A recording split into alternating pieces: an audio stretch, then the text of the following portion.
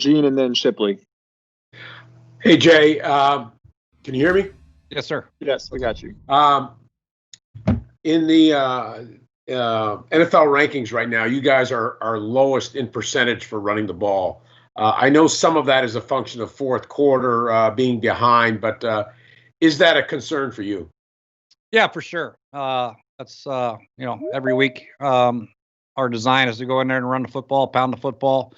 Unfortunately, I've done a poor job of sticking with it. So it's something we have to obviously get better at and be aware of the game, the situation, and all that. Obviously, sometimes late in the third quarter, fourth quarter, if you take out that part of the game in the last 2 or 3 weeks, it's hard to run the ball. But we do have to do a better job early in games to try to maintain the run and keep our linemen pounding the rock a little bit and keeping the pressure off Gardner. As a follow-up, on 15 of 16 plays in last Sunday's game, James Robinson was not on the field when you guys were inside the Texans' 30-yard line. Is that something that you kind of feel should be a little bit more balanced between him and Chris Thompson, or do you just kind of feel like, that's just the way it rolls with Chris being the third down back? Yeah, I don't know. I think there a couple of might have been 2-minute situations where Chris is our third down back, and he's the guy that runs the option routes and the choice routes in the backfield. So that could have been the case. Maybe they're third down as well. But obviously, we'd like to have Chris or James in there. I don't know if it was 15 or 16, but we had a couple packages where he might have been out of the game. But for the most part, James should be in there unless it's 2-minute or third down. Thank you. Yes, sir. Thank you, Gene. Let's go over to John Shipley and then Jamal. Hey, Coach. Earlier in the season, you guys were really efficient in the red zone, and then on Sunday, there were some issues there. Can you just talk about what you guys have to do to kind of find some consistency there? Yeah, very disappointing. I think you got to stay balanced down there for sure. We tried to hit a run in there and then got stuffed up the middle, and then we tried a couple play action passes. Didn't work out the way we thought. And obviously, with the first third down where we hit Laviska on the wide, it was a poor design. That was on me. So, obviously, we've been very efficient down there.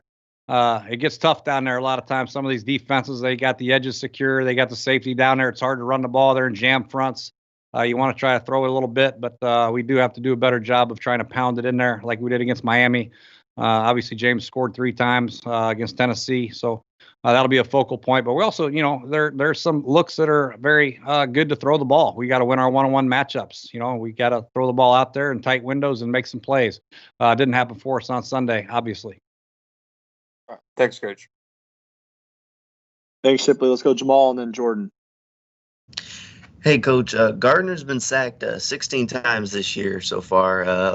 That's good for the 4th most in the NFL. Do you put that more on the offensive line or on Gardner holding the ball too long? And how do you guys fix it?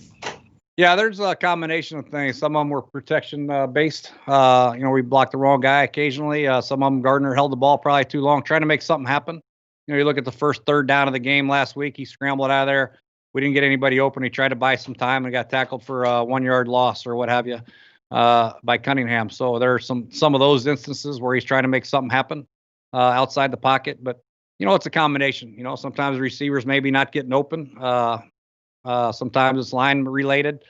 Sometimes it's score related. He's just trying to make some time, buy some time, and it doesn't work out. Thanks, Jamal. Let's go over to Jordan.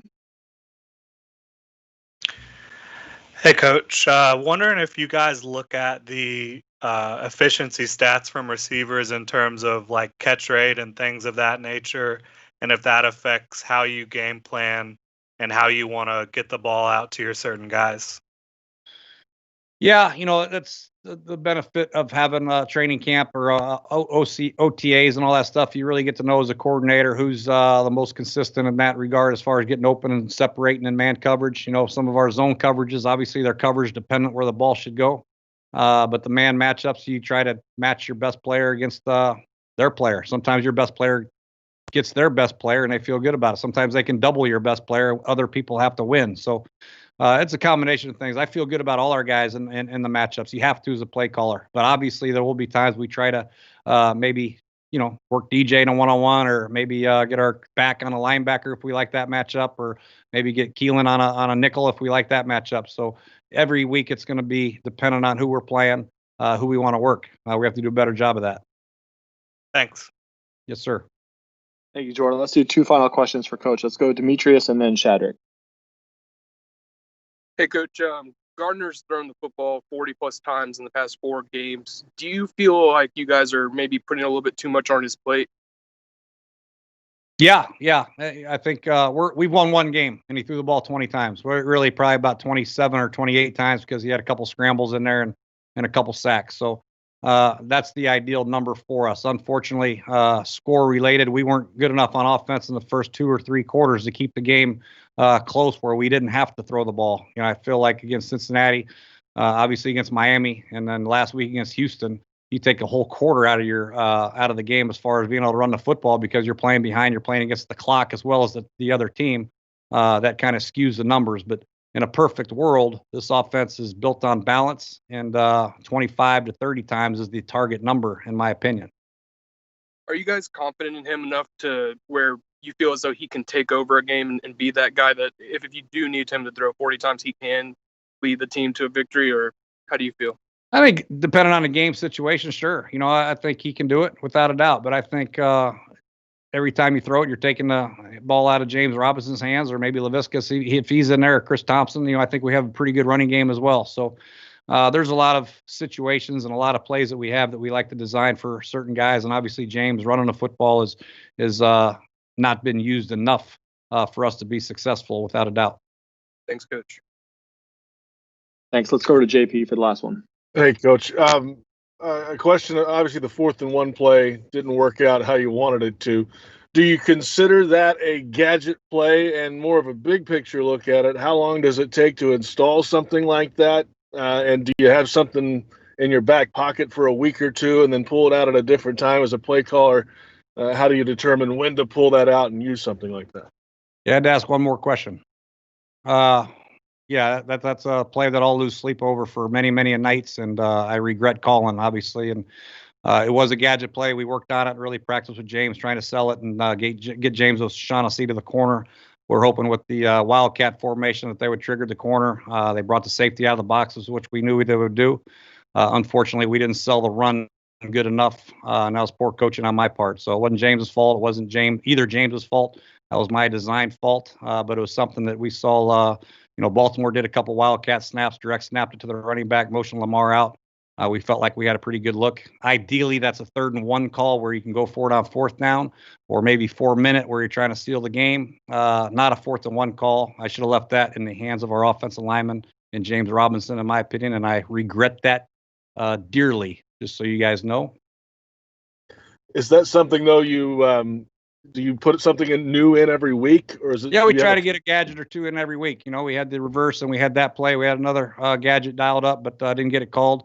I think, right now we've had a trouble of getting big plays. I think the biggest play we've had is the post to Chris Conley last week against Houston on a broken play, basically. So we got to do a good job trying to manufacture some big plays. Maybe it's a trick play, but we got to get some chunks of yards somehow, some way. To take the pressure off these 15 to 18 play drives. 1 holding call, 1 sack, or 1 negative run in the running game can kill a drive. So it's something we got to try to do, whether it's play action, hitting some shots, maybe just throwing some go balls on the outside, or maybe it's a different type of play, a flea flicker or what have you. So it's something we're trying to do as coaches to try to get some big chunks of yards because we need them. Thank you, Jay. Appreciate it. Yep. Thanks, Jay. Appreciate it. We'll see you Thank you. guys next week. One quick roster update for our media. Divine Ozigbo was on injured reserve with the hamstring. He's been designated for return, so he'll return to practice today.